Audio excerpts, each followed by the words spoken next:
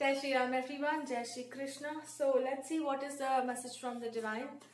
भगवान जी की तरफ से आपको क्या गाइडेंस या क्या मैसेज दिया जा रहा है.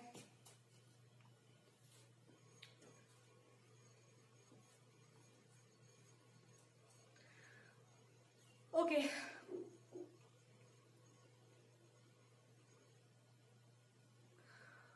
जो भी बहुत अच्छे से इस बात को आपको समझना चाहिए. अगर आप इस बात को समझ जाते हैं ना, तो आपकी लाइफ में इस समय जो जितना भी ट्रबल आया हुआ है ये हमेशा के लिए एंड हो जाएगा.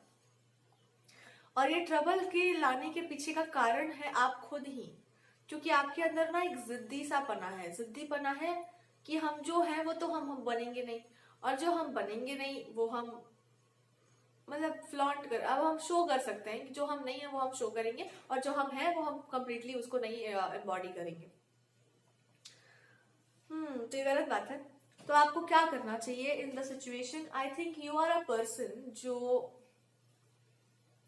अब अलग अलग सिचुएशंस को लेकर चलते हैं. अगर आप एक बहुत ही सिंपल मेंटालिटी के पर्सन है, लेकिन आपके दिमाग पर ना कुछ सवार हो जाता है बिल्कुल.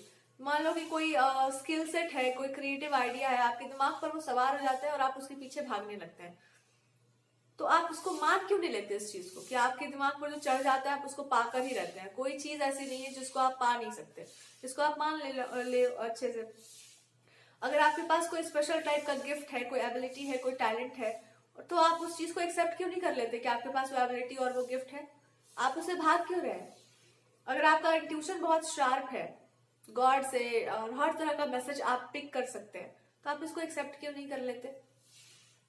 अगर आपका पेंटिंग, डांसिंग, सिंगिंग से बहुत स्ट्रॉन्ग कनेक्शन है और आप उसमें काफी अच्छे हैं, तो अभी मान लो कि आप उसमें काफी अच्छे हैं. अगर आप स्पिरिचुअलिटी में हो और काफी अच्छे स्तर पर आपने अपने आप को घिस-पिट दिया है, तो ये भी मान के चलो कि हमने अपना काम कर लिया है. जो इनर वर्क जिसको हम कहते हैं, हमने कंप्लीट कर लिया अपना.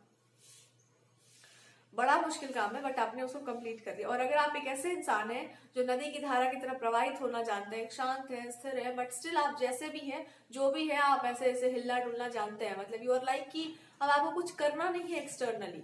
जो भी आपने वर्क करना था आपने कर लिया है. हो सकता है life times after life times आप एक, या फिर आप बनाकर ही ऐसे भेजे गए, जैसे यमुना नदी है, गंगा जी है. तो इट्स लाइक कि आप है ही, आपके बारे में कुछ बोला ही नहीं जा सकता, आप बस वैसे ही बन करके ही आए हैं. तो आपके लिए क्या कहा जा सकता है? आपसे यही कहा जा सकता है कि आप मान के चलो कि आपको कोई चीज अशुद्ध, अपवित्र या आपके मन को, आपके नाम को, आपको कोई चीज छू नहीं सकती. आप अनटच्ड है, आप उससे बहुत ऊंचे उठे हुए हैं, आप उस चीज से एलिवेटेड हैं.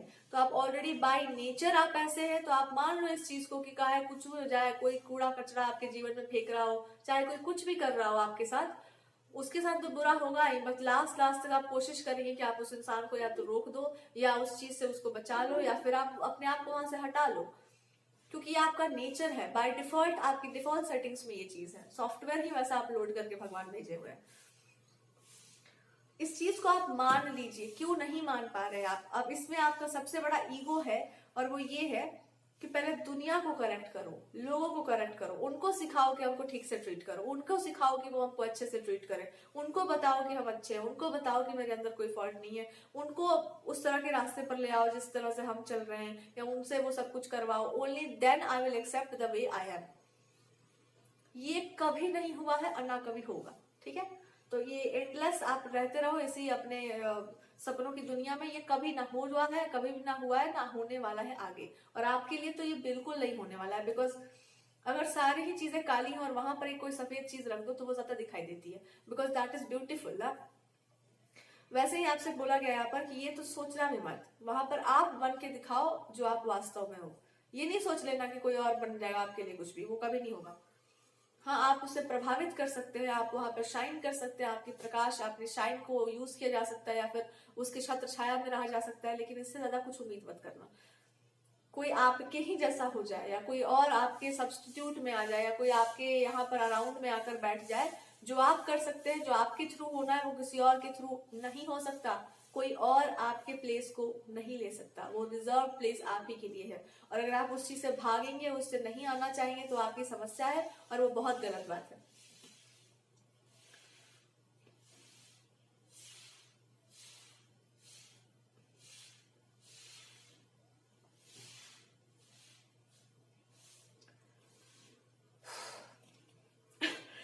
पहले कि आप वो सब करना स्टार्ट करो जो आपको सच में करना चाहिए, आपके अंदर एक ट्रांसफॉर्मेशन का आना बहुत जरूरी है। और वो ये है,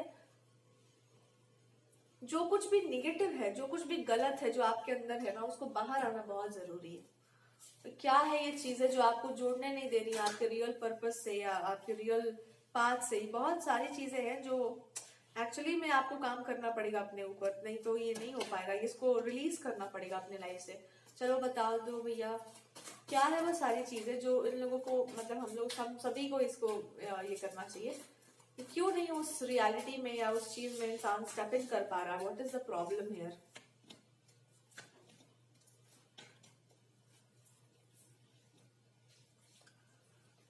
नहीं, I should not be. No. It's not like, can I have one? Mm-hmm.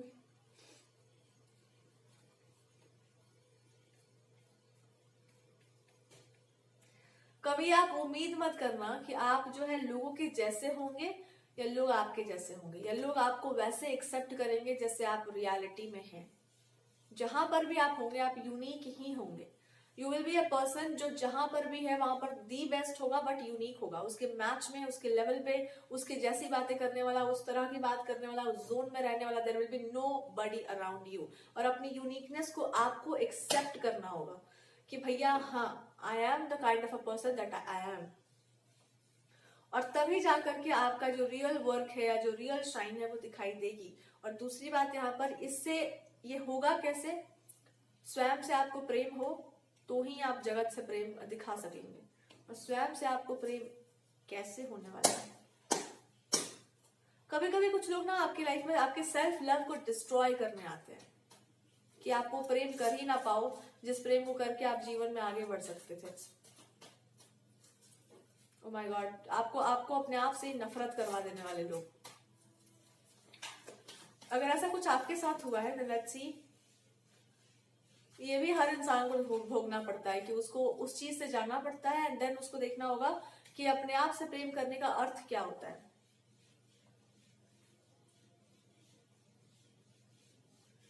जो आपको स्वयं के ऊपर ध्यान देने से रोक रहा है उस चीज को जाने दो। और वो क्या है आपको अच्छे से पता है। आंखें बंद करो, पूछो अपने आप से कि हमको अपने आप पर फोकस करने से कौन सी चीजें रोक रही हैं। आपके दिमाग में सीरीज ऑफ इवेंट्स चले आएंगे और ये जितने भी इवेंट्स हैं इसके बारे में क्या कहा जा रहा है? इसके बारे में बस यही कहा जा रहा है कि ये होना जरूरी था और उसके बाद आपको ये सीखना जरूरी था कि इतना कुछ होने के बाद भी जो आपके अंदर गुण है, जो आपकी क्वालिटी है, अगर वो डिस्ट्रॉय नहीं हुई है, अगर वो खराब नहीं हुई है, इट मीन्स कि वो आपकी अपनी क्वालिटी है। अगर मेरे बुरा कहने से, मेरे आपको टॉर्चर करने से आपकी अच्छाई खत्म हो जा रही है, आपके अंदर के सद्गुण खत्म हो जा रहे हैं, तो वो फेक है, वो दिखावे के फूल है। वास्तव फूल मुरझा जाता है, बिखर जाता है, बट उसकी सुगंध रह जाती है। यही आपको प्रकृति समझाना चाह रही है कि इतना कुछ होने के बावजूद अगर आप वही है जो आप रह गए, तो कौन है जो तुमको छेड़ सकता है? वो पुष्प बिखर जाएगा लेकिन रहेगा वो फूल ही, चाहे कुछ भी कर लो कोई। ये आपको याद कर लेना है। जैसे ही आप इस बात को स्वीकार कर लेंगे कि हम तो यार वही रह गए, मेरे साथ छल कपट प्रपंच धोखा चाहे कुछ भी हुआ, मैंने तो ये किसी के साथ नहीं किया, हमने ये सारी चीजें किसी के साथ नहीं की, मेरे पास तरीका था, मेरे पास ऑप्शन था, जैसे उनके पास था वैसे हमारे पास भी था, हमने ये नहीं किया, हम तो सीधे सीधा चलते रहे, सही को सही और गलत को गलत बोलते रहे। तो फिर तो क्वालिटी रहती है इंसान की, चाहे वो कुछ भी हो जाए, वो बदलने वाली नहीं है।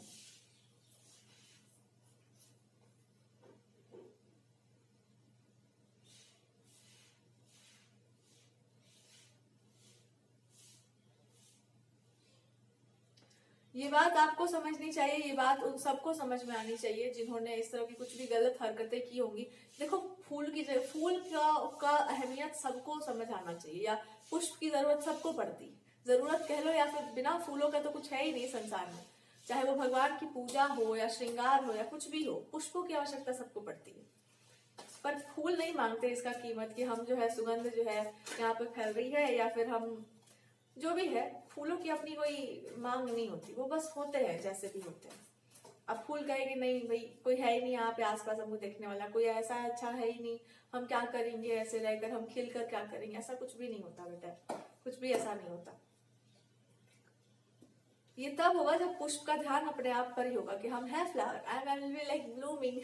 हम ब्लूम करके ऐसे बैठे हुए हैं, अब भगवान की इच्छा है अगर तूफान आए उड़ा दे हमको तो क्या फर्क पड़ेगा, पर हमारा प्रारब्ध था खिलने का, हम खिल चुके।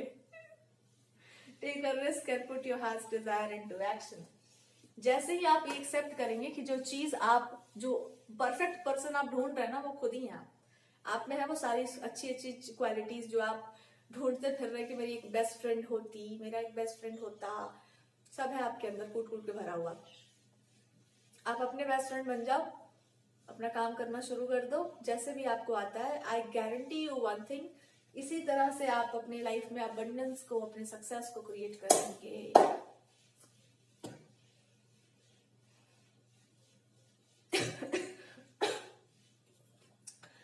कुछ लोगों से ये हजम भी नहीं हो सकता है ये चीज। अच्छा, कुछ लोगों से हजम इसलिए नहीं हो रही थी बिकॉज वो चीज आपके इंटरनल उतना सीटेड नहीं था जितना एक्सटर्नल था। बाहर जो दिख रहा था ना, वो इंटरनल चीजों से थोड़ा सा वो डिस्कनेक्शन बना हुआ था, इसलिए।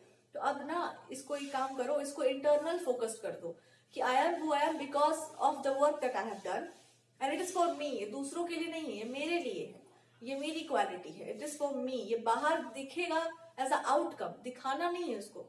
देयर आर मेनी गर्ल्स जिसको जब ये बात हम समझा देते हैं ना, तो वो लोग इसको ऐसे ले लेती हैं कि जो मन करेगा सो बोलेंगे अब हम। ऐसा नहीं है।